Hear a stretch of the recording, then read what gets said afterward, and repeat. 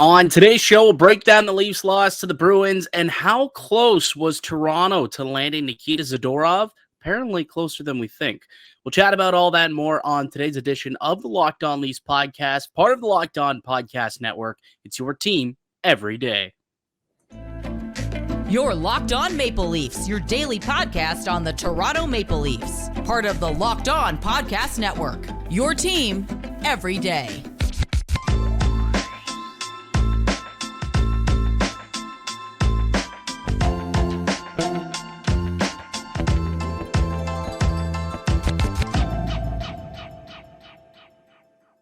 Hello and welcome into the Locked On Leafs podcast, a daily Maple Leafs-centered podcast hosted by myself, Mike DiStefano, and my co-host, Dave Morassutti. Today's episode is brought to you by Sleeper. Download the Sleeper app and use the promo code LOCKEDONNHL to get up to a $100 match on your first deposit. Terms and conditions apply. See Sleeper's terms of use for details. What's going on, Dave? Happy Monday to everybody. Leafs coming off a loss to the Boston Bruins 4-3 in overtime. They got themselves to overtime for, what was it, like a fifth, sixth straight game? Like it's insane how many times this team is going past regulation these days. But they're picking up points. They picked up the pity point. But they don't all come in, they come in different shapes and sizes, I think we could say, Dave. And this pity point, I think, is one that's definitely deserving of Toronto in their performance Saturday night. I do think so. Like in the group chat, one of our Discord members was just like, this is the one time I'm really, really wishing for an overtime. Yeah. Hopefully they got it because that goal. Entertaining overtime, too. Like, I know it ended poorly with Pasternak and Willie takes it, and it ended poorly, obviously, but it was entertaining. Very, very entertaining overtime. It was very entertaining overtime, and like when Boston got that second goal, and the way they got the goal too was so deflating. You're just like, are they going to be able to recover from this? And then Domi gets that goal, and like just the energy that. Right. And just like that desire. So, I don't care if this game goes to overtime. Like that's kind of the feeling I had. Right. Like, it's a good team you're going up against in Boston. Right. This isn't you're going to overtime against Seattle or Minnesota. Like, this is a good team. You'll be fortunate. Yeah. You're giving the Bruins a point if you do end up somehow winning the game, but you'll take going to that game going to overtime. Such a close game, too. So, you're happy you get the point, but you're not happy with how you lost the second point. Yeah, obviously. Like, you wish Nylander didn't take a tumble there in overtime and pretty much give the Boston Bruins like a 2-0 on the goaltender. And hey, he made the first stop, right? Like that was a good play. Joseph Woll, I thought, was good again in this game. And, it's his third start in a row. So he's starting to, pick up some starts here, maybe starting to gain a little bit of confidence and also get into a groove. We had talked about that earlier in the week, how he felt that the team just need to kind of pick a goalie. Now, Ilya Samsonov was sick, so was unable to play regardless, even if they wanted to go Samsonov. He didn't even dress. They had to call up Martin Jones last second to back him up. But I think now you probably go back to him again on Thursday. Like, there's a long stretch for him to rest up, but hey, he's the better goalie right now. Absolutely. I think, he deserves to they should ride the hot hand, and he's deserving of being ridden like that. So I think Joseph Woll, despite dropping the game and giving up 4 goals, I still think that he should remain in the net when, the team plays again on Thursday. I do too. Like, you can, I was on actually the Offside Hockey Talk podcast, and I kind of said, like, you need the goalie to get into a rhythm. Mm-hmm. We also need to see how Joseph Woll rebounds from a loss, even though it wasn't his fault for the loss, right? Like, you shouldn't be blaming Joseph Woll for how that game ended. You want to see how he bounces back from a loss, because that to me signifies a true strength of a goalie is not just how they are in their wins, but how they are after their losses. And again, you ride the guy who you have to show Joseph Woll that, you know what, he's the reason why you've been so competitive. Like, all these overtime games, yeah, one of them was Samsonov. in the Chicago one as well. Joseph Woll has made this team way more competitive, in my opinion, right? Like, Yeah. in my opinion, this blue line, a lot of people are saying, oh, the blue line hasn't been too bad. Joseph Woll has helped out a little bit in that regard, in my opinion, right? Like, he hasn't had an easy game, right? There hasn't been a game where he hasn't faced tough shot, a lot, little to no chances, or he's faced little to no high danger chances. Like, he's had to be sharp for this team. Yeah, absolutely. I mean, he's definitely, when you look at, goals saved below, above expected, like he's, up near the top of the NHL when you look at it on a per 60 basis. I'm sure if you look at, goalie point shares, he's also somewhat up there, if you were to have played enough games, but, obviously when you only play half the games, you don't necessarily get the opportunity to pick up those point shares. But yeah, like he's been big, and he came up big again for the Maple Leafs. And that third goal you want back. He thought he had it, obviously didn't, and they were able to kind of stuff it into the back of the net. Luckily, the Leafs did respond and tie the game late. Auston Matthews, he breaks out big against the Boston Bruins, and I kind of had an inkling, like when I write for covers.com now. Before every game, I do a little bit of a betting write-up for my best bets, and mine was an anytime goal from Auston Matthews, because he dominates against the Boston Bruins. He wakes up for this matchup. He has goals in 6 of the last 7 games, now 7 of 8. He's got 9 goals in his last 7 games against the Boston Bruins. So I thought this would be a good get-right game for him, and it turns out that I was right. He, opened the scoring, tied the game for the Maple Leafs late as well. It was really good to see Auston Matthews bust out of his slump in this one. Oh yeah, I mean, this is the Auston Matthews we need to see, right? Yeah. The goals he scored, positioning, right, being in the right place and that right side of the zone. He likes scoring from that spot. And for Matthews, it's not doing too much. Like, he's not a player that needs to, have a fancy move to score. He can score the dirty, like the greasy goals. And the first one he scored was like right in the paint, yeah, right place, right time, Johnny on the spot. But then the one in, at the end of regulation to tie it, he was kind of hovering around in the, face-off circle where he likes to sit found there. himself loose. Yeah, it's like the opposite of Stamkos. Like, Stamkos scored from a lot on the left side. Austin likes to score a lot from the right side there. Yeah. And he gets a loose puck, or I think Marner may pass it to him, but however that sequence went, Marner Tavares passed it to him. Yeah, and he ends up getting enough of it to get by with like 4 seconds left in the game to bring it to overtime. But yeah, he was fantastic, man. You even look at the underlying numbers, like 83% expected goals for him when he was out there on the ice at 5-on-5 for Toronto. They outchanced the Bruins 17-4 when he was out on the ice, 9-1 in high danger chances as well. I will note this though, he was in the offensive end pretty much the entire night. A reason for it: 92% ozone starts. Only one of his shifts began in the defensive end. Everything else was in the ozone. And clearly that was Sheldon Keefe wanting to get this guy going and putting him in favorable positions for that to happen. Start in the ozone, and then once you're in there, win the face-off, and then you've established possession. Hopefully you guys, that top line can have themselves a night, and obviously they did. Yeah, no, and it's important to get.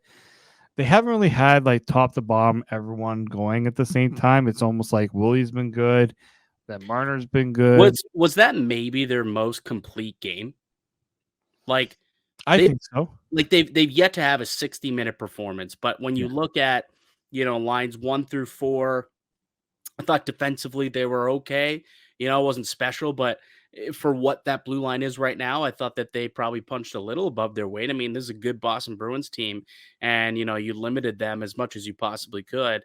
And then obviously the goaltending. So I think you look at it, they scored a power play goal as well.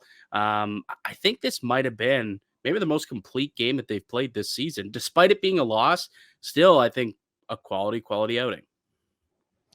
Yeah, no, and I think honestly, not just the more maybe I go closer to the more complete game, the most competitive game I've seen them play.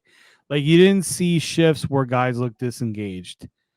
From the moment they were on the ice, they competed, they pushed. Boston, it was not that was not an easy game for Boston. Like you, No. yeah, the goal, the second was it the goal The that third. Pasternak passed it to. Who was it that he passed it to? Now I'm Oh, blank. the second goal. The Yeah, second goal. 'Cause the Pasta sec- scored the first one, and the third one was the one that like Woll no, thought he had and yeah, dropped it. yeah. It was the second goal where like the defensively guy got missed and goes in for a chance.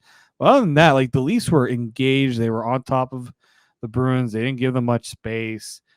A lot of end to end action too. Like, but they were competitive from start to finish. That's why it was unfortunate they didn't win because I thought, yeah, it was one of their better performances from start to finish Yeah. in that game.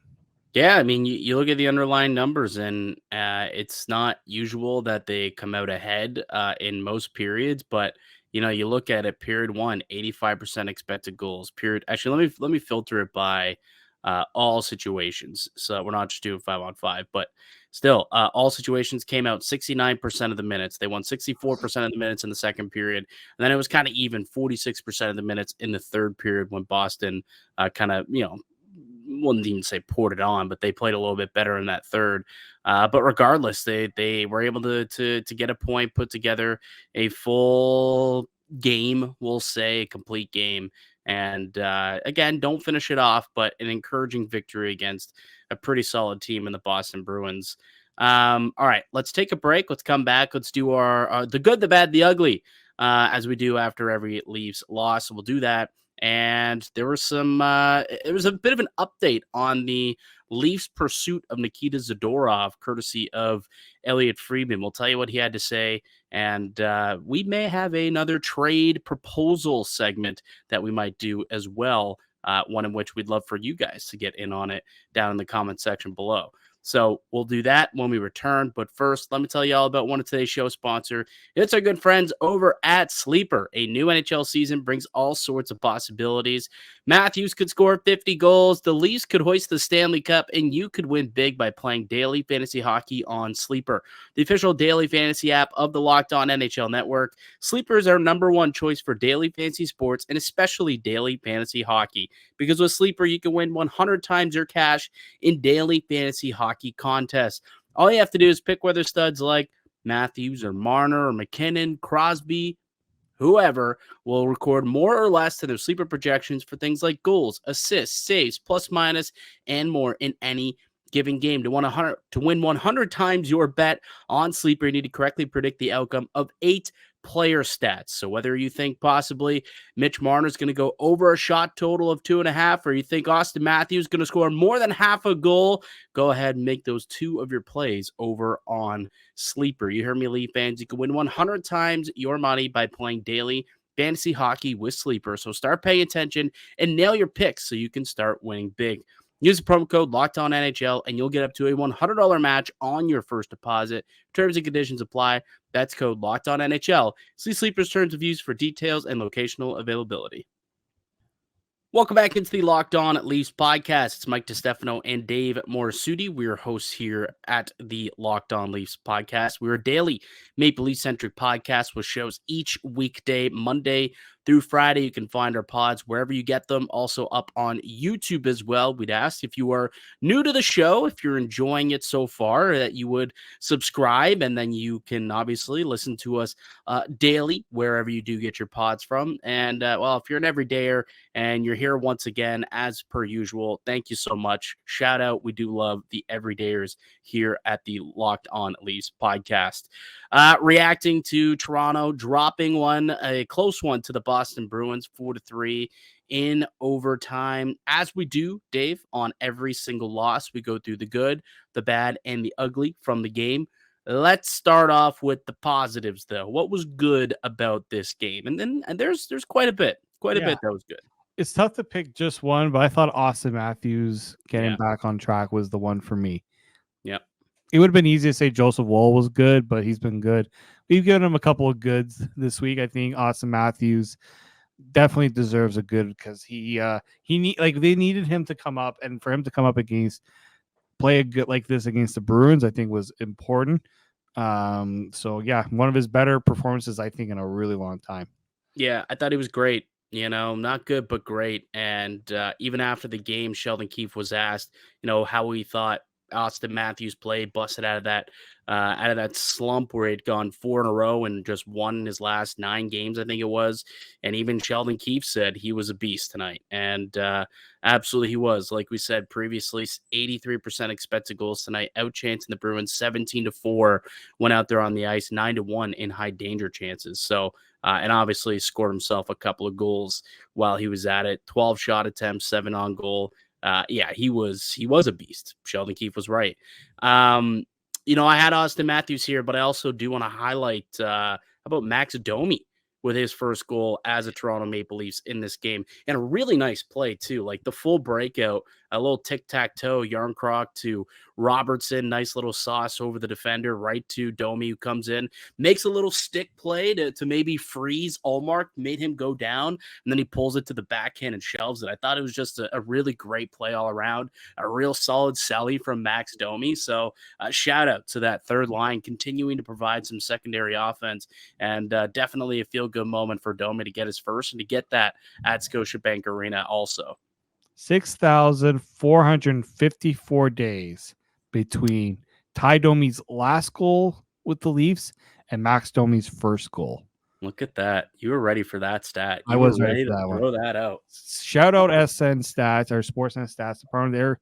I bug them all the time for certain stats on things, and the fact that they knew that stat or able to figure that stat out is crazy. That's not that. I mean, you just go back and look at Domi's last goal. You just say days since this date. But they were like ready for it. That's like it take me a little while to figure that one out. Math,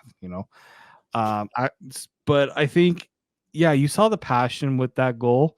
Google it, Dave. Literally, it was probably like April 28th. It was April 1st, 2006. There you go. And you go to Google and you say days since April 1st, 2006, and you have your answer. It's pretty simple. Well, thanks, Mike, for making me feel like an idiot now.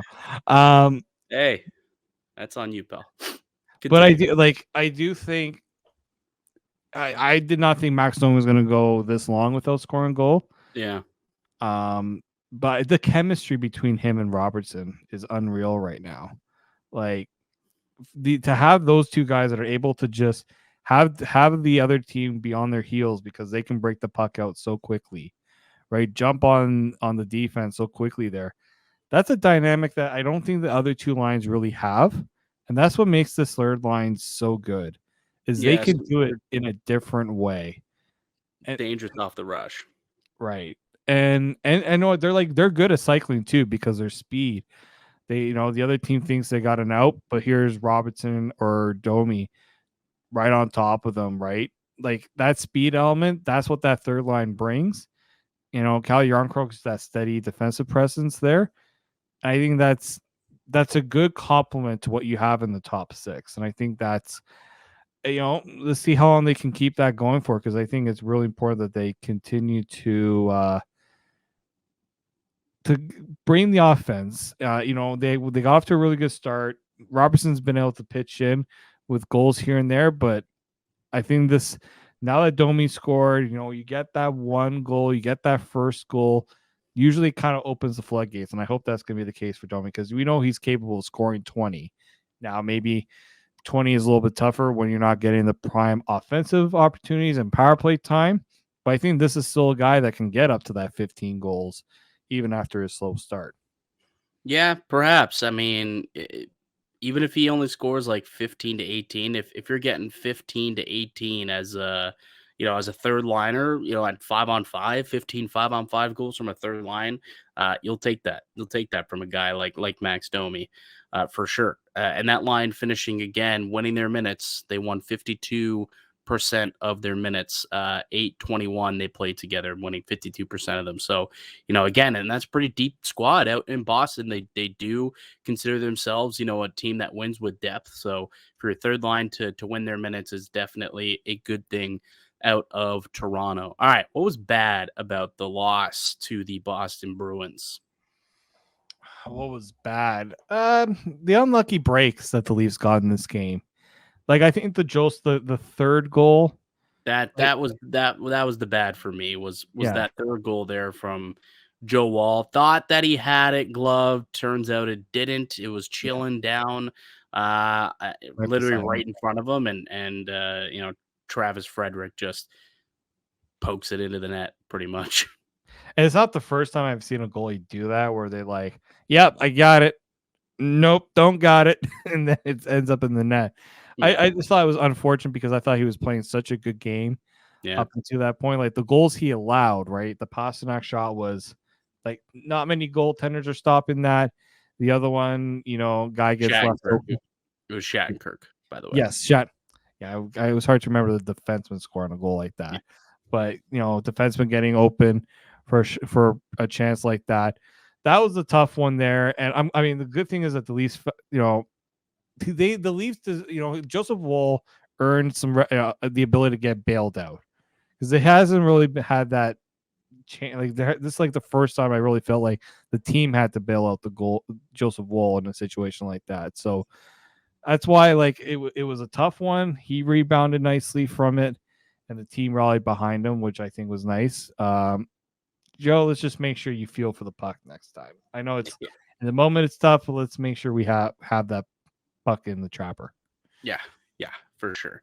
What was ugly? Oh, that OT goal.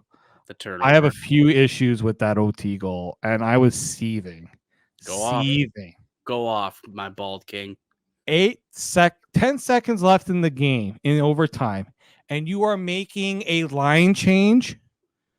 Yeah. You are making a line change with 10 seconds. And this isn't the first time the Leafs have failed to execute a line change with that much time left in the game. The other time, they took a penalty that went into overtime and could have cost them a game in overtime. There was that one.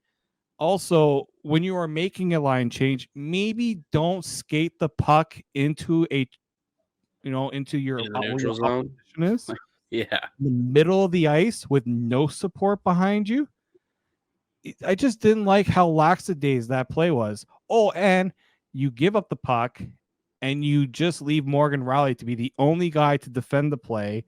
And Joseph Woll apparently has to clone himself to even have a chance to stop Brad Marchand.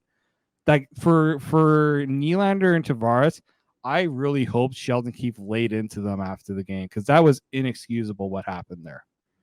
Yeah, it was a tough one, man, and it's unfortunate that that's how it had to end because again, the Leafs did play a pretty solid game to up to that point, and we're protective, I guess, of the puck a little bit.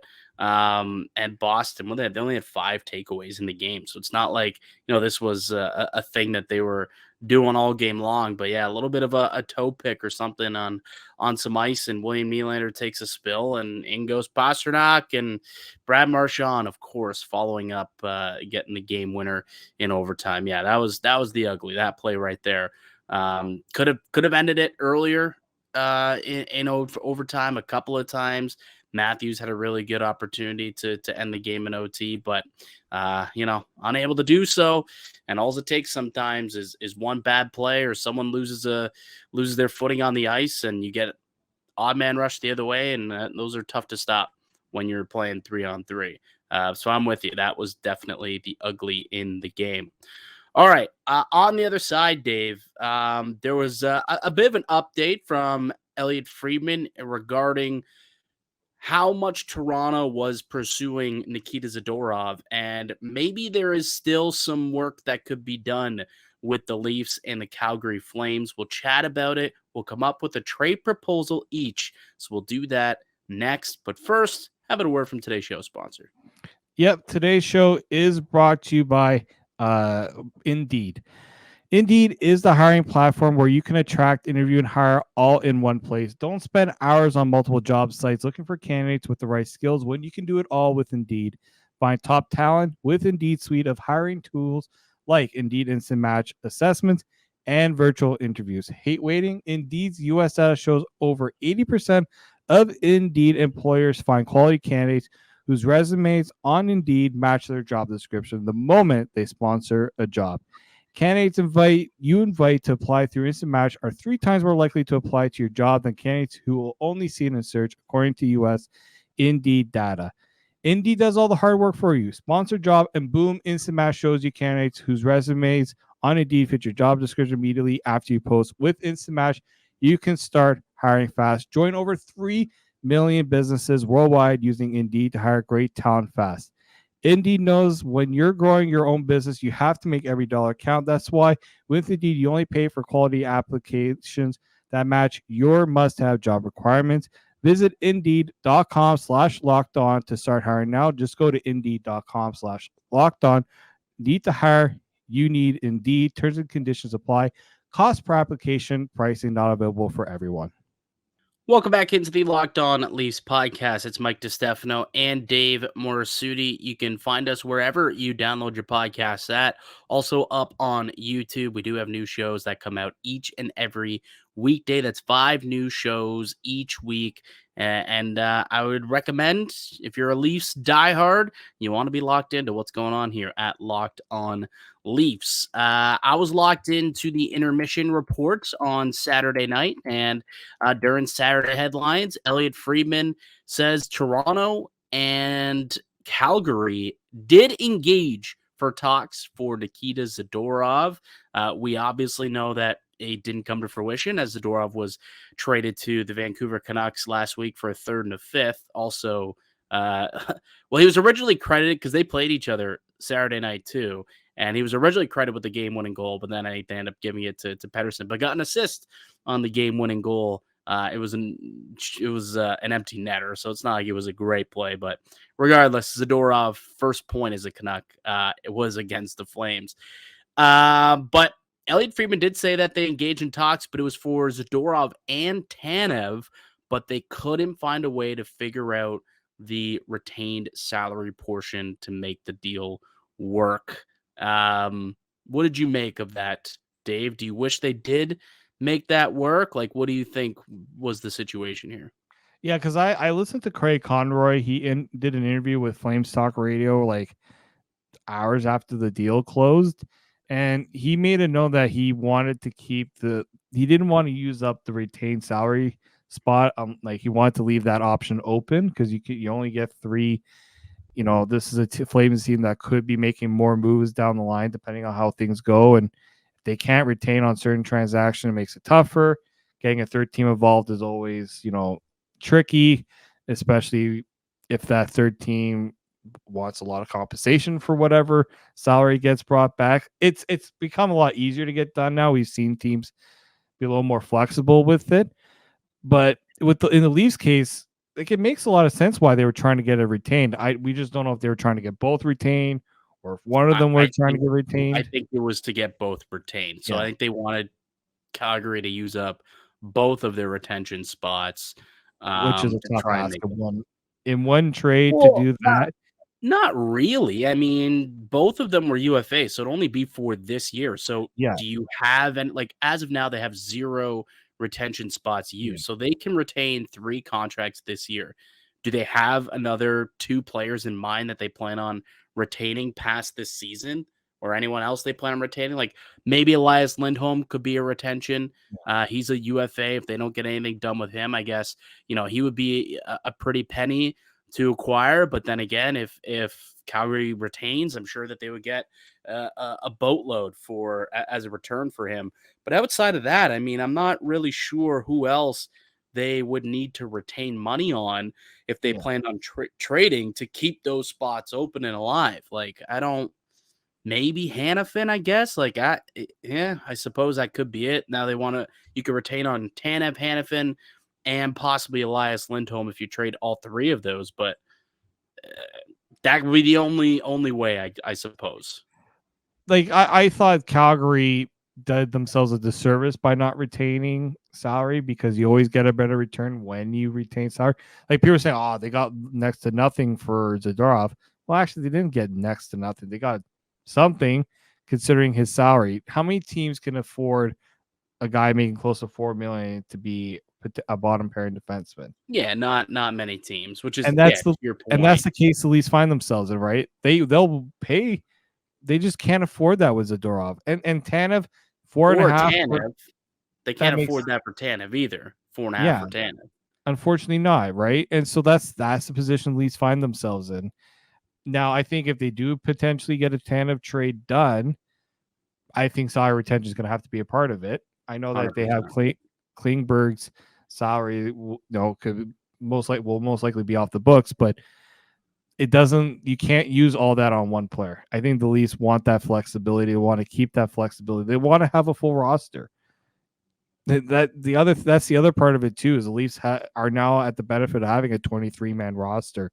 They could call up Martin Jones when Samsonov is feeling ill and can't be the backup. They can have an e-bug. What had an e-bug situation, Dave? That was close. Yeah, if Klingberg's playing, the Leafs are like, that's a tough situation for the Leafs there. They probably would have had to do an e-bug. So I think they like that flexibility. I think they also might look at making other moves. And Tanev honestly, I feel like that's more so why. Not for the flexibility, but it allows them to make another move down the road to further add to this group.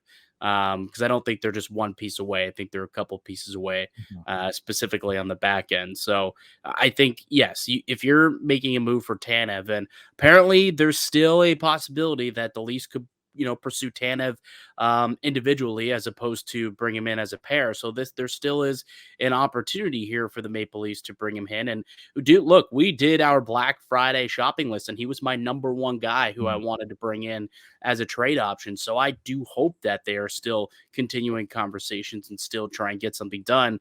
But there's no question that in order for Toronto to make this happen and Calgary to make this happen, they are going to have to retain money on that. Like, they're 100% going to have to retain. So maybe because they wanted to move out Zadorov, knowing, well, he's going to get us the lowest return anyways of our pending UFAs. We'll see if someone's willing to take this on at full cap.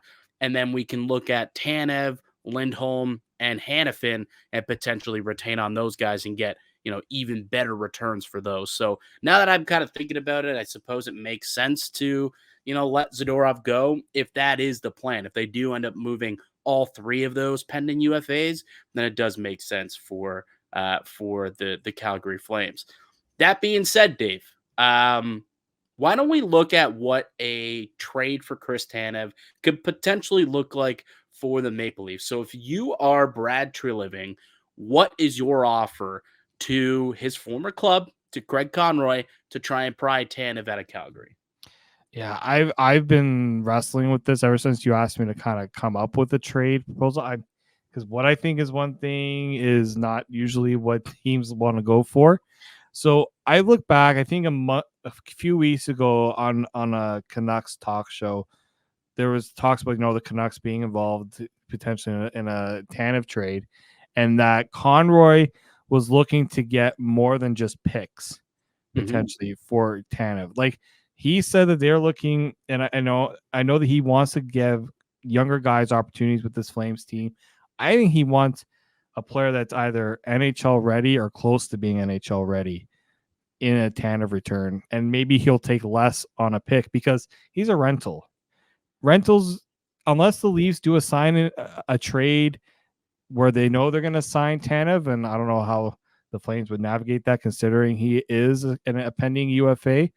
I think that impacts the return. Like, when they traded Toffoli to the Devils, they got Sharangovich. Sharangovich, thank you, Mike. And a third-round pick. It's not a great return technically for Toffoli, although he has been Sharangovich has been playing a lot, over 20 minutes a night. He's not doing terribly. Toffoli's doing not bad for the Devils. So for me, I think a third-round pick could be in play here. And then if you want to get someone a little more NHL ready, I guarantee the Flames are going to ask for Nick Robertson. And are you willing to give up Nick Robertson? Only if I'm confident the Leafs can get a contract worked out for Tanev. I can't do Nick Robertson and a pick if I'm only getting Tanev as a rental. If Tanev is only as a rental, unfortunately, Leafs don't have a second-round pick, but I would try to offer up a second-round pick. Yeah, that's important to know too. The Leafs don't have a second-round pick for the next 3 years. So it's either a first or a third, I guess, is what they have to offer, I or can't see them trading a first, unfortunately. top prospects. I think they might have to, though, to get a guy like Chris Tanev, and especially if you're getting Tanev at 50%, because that's what they had to give up to get Jake McCabe last year. Right. Granted, McCabe did have a couple of years of left on his deal. I kind of look at this trade. I was looking to see if I could find a comparable for this deal. And the one that I found, you let me know if you think this is similar, is Josh Manson. When he got traded from Anaheim to Colorado and, played some top 4 shutdown minutes for them and went on to win a cup and did go on to re-sign in Colorado. And he's, forming a pretty solid tandem out there with Cale Makar, or with he's in the top 4. So that trade was a second-round pick and Drew Helleson. Drew Helleson at the time was the 8th ranked prospect, according to who's listed. Look, I think I look at Scott Wheeler's list of prospects going into that season. So he was their 8th ranked prospect and a second-round pick. Now that was at full cap hit for Josh Manson. If I believe. Actually, let me look into that actually, because maybe that was. Can you look into that quickly to see if that was for the full cap or if there was salary retention on that trade? 50% of 50% of the salary was retained. So 50% of the salary was retained. Okay, so that would be similar, literally almost the exact same thing as Chris Tanev. So we're looking for this. So, if the comp there was a second in Drew Helleson, who at the time, 20-year-old prospect, he'd been 2 years removed of being a second-round pick, still some, hope for him to turn into like a third pair guy, right? So that is what the return was for Josh Manson, and maybe that's a similar return for Chris Tanev. The problem is the Leafs don't have a second round pick, and that's where I think they might have to spend up and might cost them a first. I think it's possible they could cost them a first round pick to get Tanev at 50%, but maybe they don't have to give up one of their top tier prospects, and they can give up like a Nick Abruzzese, who does have ties with their top prospect, Matt Coronado. They played together when they were at Harvard University. So I think there's a possibility that there could be some interest in Abruzzese, and you give up a first round pick, but you're getting Chris Tanev at 50%. And to your point, yeah, you hope you can try and figure out some sort of extension with Tanev and bring him in, sign him to like a 2-3 year extension possibly.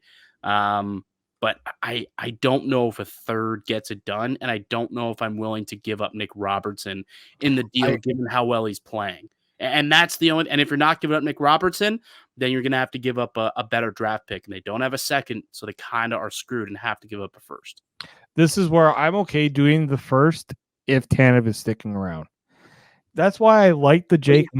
You can't necessarily. I mean, I guess if they give him permission to speak with Tanev, but I do wonder if that's a part of it as well, of why the deal didn't potentially work out. Maybe the Flames were apparently they couldn't even figure out the retained salary, so I don't even think they got to a point where they were speaking with Tanev, because the Flames didn't seem eager to retain on both players. So I don't think they got to that point. And I think Nick Kiprios made a good point when he said, like, the Flames probably don't want to do Brad Treliving any favors, right? Well, yeah, like they'll trade Tanev to the Leafs. They don't do favors. I don't think it's a favor to give him a first round pick, though. That's not a favor. I'm talking about like giving them if he wants to talk to the agent.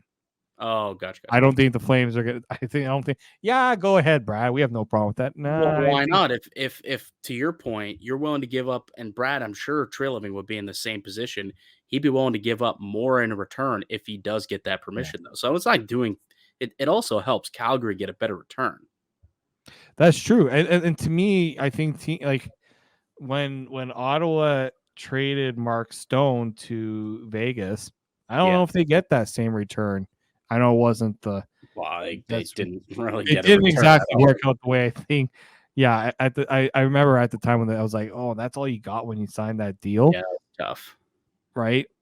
I think you have to get a chance to get that a contract extension done. And you don't think Brad Schliving potentially knows, like, he knows this player very well, and he knows what he could potentially get in a contract with Tanev. Like, I think that's something, he probably was thinking about when he was with the Flames, right? Mm-hmm. What's it going to cost to keep Tanev around? And he's older too, so like this isn't where you're going to sign up for. Well, that is the slight concern. If you look at this and you're like, okay, we want to extend him as well. It's like, he's 33 years old. I don't know how long you want to extend him realistically. Like for a year or two, okay. But if you're going to bring him in and then give him like a 4-year deal, that's where it does get dicey. Like I don't know if you want to do that. But is he willing to sign a 2-year deal? Might he get better money if he waits it out and then goes somewhere for free agency where there's a bidding process and he gets an extra year and makes an extra $4 million, on the salary. So I don't know if he's a guy who'd be willing to take a deal. Then again, he's a Toronto guy, so maybe he does want to play in his hometown for the first time ever. Yeah, that's why I think if you're going to make this trade, you do what you can to make sure you get a sense of what Tanev is looking for in his contract, because to do it first and and whatever else you want to add to it, it's going to be tough if he were to leave in free agency and you don't really have much to show for it, unless it all leads to a Stanley Cup. But unfortunately, hasn't really worked out well for the Leafs the last how many years, Mike, that they've done this? A lot. Again, math not my forte, but how many years it's been since 1967. So go into Google and type how many years since 1967, and you'll get your answer, Dave. Thanks, Mike.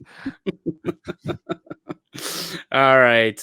Let us know, your trade proposals down below. Or let us know on Twitter. Let's post these proposals on Twitter as well. And hopefully you guys can have some fun, interact, because I'm curious to see what you guys think of our proposals. And if y'all could whip up something that you think would be a worthy price to pay to bring in Chris Tanev. That'll do it for us here today on the podcast. I'd like to thank you all for listening and supporting the show. You can subscribe to the Locked On Leafs podcast on all podcast platforms and receive daily Leafs content. Follow myself on X at Mickey_Canuck. Follow Dave at D_Morassutti, and follow the show as well at Locked On Leafs. Go ahead, leave a like if you enjoyed this video / podcast. Comment down below if you're here on YouTube as well, and subscribe as always, and write a review as well. If you're listening on iTunes, we'd love to hear your thoughts. You could write us a little review, 5 stars. That'd be greatly appreciated as well. Really does help push the show and the algorithms and help us grow. We'll be back with another episode for you guys tomorrow. But until then, keep locked right here on Locked On Leafs.